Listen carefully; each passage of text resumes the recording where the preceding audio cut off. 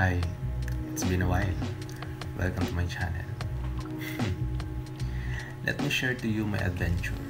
Sometimes, we realize in one destination, Lihim na Batis, Antipolo Rizal. Let me ask some question before we go to our destination. Minsan ka na rin bang naging mahina? Minsan ka na rin bang nasaktan ng mundo? Minsan ka na rin bang nilayuan ng mga pangarap na gusto mong abutin? Minsan ka na rin bang sumuko? Marami ka rin bang tanong na paulit-ulit? Nasasabihin mo sa sarili mo, okay ka lang ba? Sa paghigop natin ng kape at bawat aroma, maraming pumapasok sa isipan natin. Where can we manifest peace? Kailan tayo magkakaroon ng time and financial freedom? Kailan natin makukuha yung self-fulfillment? How to create the life we want? Ang kwentong ito ay hindi lang selebrasyon ng aming anibersaryo. Ito ay selebrasyon din ng masayang samahan ng pagkakaibigan. And you know what? Maraming realization ang isang gabi na puno ng tawanan at pagsasamahan. Sabi nga ng idolo kong si Jeo Ong, marami tayong pwedeng dahilan para maging malungkot at sumuko na lang. Pero pag nakakita tayo ng isang dahilan para maging masaya at manalo sa laban, sapat na yung isang dahilan na yon para magpatuloy tayo. Somehow, we tend to ignore something na sa alam natin ay nakakapagpabigat sa atin. But you know what? There is a life story nung gabing yon na gusto kong i-share sa inyo. Ang taong ito ay failure ang tingin ng nakakarami. But there is something in him na kakayahan na ilang tao lang ang nakakakita. We always choose to keep moving forward kahit alam natin komplikado na at mahirap. Even if there's a lot of challenges na kailangan nating lampasan. Also in the future. Doubt sa sarili. At kung gaano kabigat ang problema.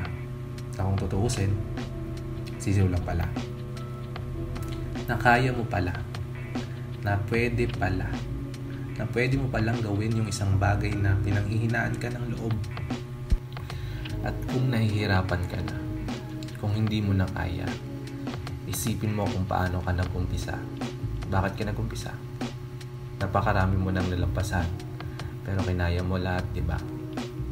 Mas kakayanin mo ngayon. Tingin ka lang sa taas. Hingi ka ng tulong sa Kanya. Tandaan mo, hindi ka nag-iisa. Sa mga adventure na pinupuntahan natin, I don't know, but there is something in me and asking myself na pwede bang dito na lang ako? Somehow hindi pwede. And we start realizing na ganun dapat ang cycle ng buhay.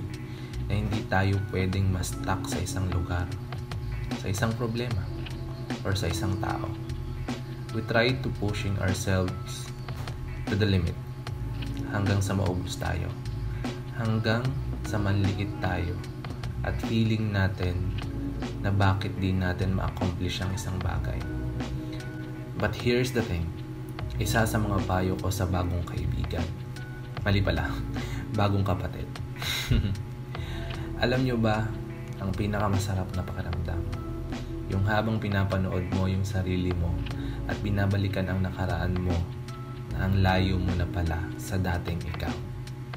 That's the sweetest revenge for yourself, and let's wave for your success. Just take your time. There will always be another opportunity. Be patient and wait for your moment. Ang realidad ng buhay ay hindi masaya lang. Hindi sa lahat ng araw ay nasa ilalim ka. Hindi rin palagi panalo ka. Gaya ng mga alon na humahampas sa dalampasigan, sa dapit hapon ay siyang pagkalma nito sa umaga. Ang pagbalot ng dilim sa kalawakan ay pagsilay ng liwanag kinaumagahan. Like the essence of nature, may we have peace and contentment.